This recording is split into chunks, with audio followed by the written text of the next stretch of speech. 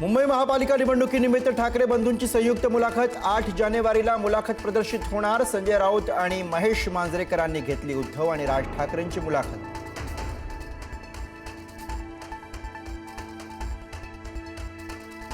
मुख्यमंत्री देवेंद्र फडणवीस यांची 8 जानेवारीला नागपुरात प्रकट मुलाखत। अभिनेत्री स्पृहा जोशीसह अभिनेता भारत गणेशपुरे साधणार मुख्यमंत्र्यांशी खुला संवाद।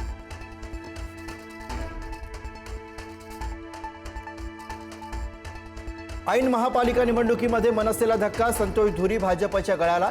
मुंबई भाजप अध्यक्ष अमित साटम यांच्या उपस्थितीमध्ये पक्षप्रवेश। उद्धव ठाकरेंसोबतच्या तहात, राज हरले, ठाकरे कुटुंब एकत्र येण्यासाठी मनसेचा बळी, धुरींचं वक्तव्य।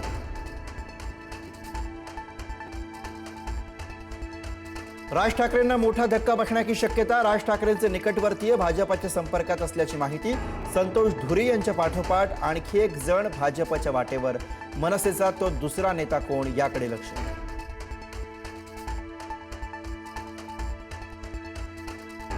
तुमको मिर्ची लगी तो मैं क्या करूं, बिनविरोध पॅटर्नवरून विरोधकांच्या टीकेवर मुख्यमंत्र्यांचा पलटवार। काँग्रेसच्या काळामध्ये 33 खासदार बिनविरोध निवडून आल्याचा दावा।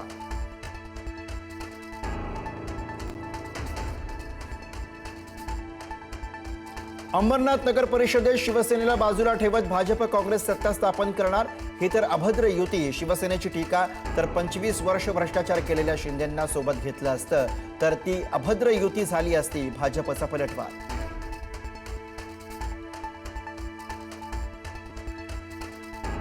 लातूरमधून विलासराव देशमुखांच्या आठवणी पुसल्या जातील, भाजप प्रदेशाध्यक्ष रवींद्र चव्हाणांचं विधान। तर टीकेची झोड उठल्यानंतर चव्हाणांकडनं दिलगिरी व्यक्त।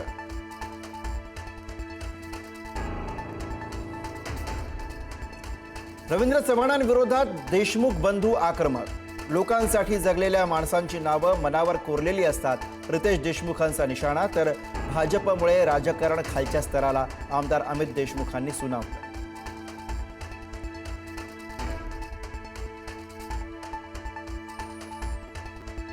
छत्रपती शिवाजी महाराज पाटीदार समाजाचे होते, केंद्रीय मंत्री CR पाटलांच्या विधानानं नवा वाद। सुरतमधील पाटीदार समाजाच्या कार्यक्रमात विधान।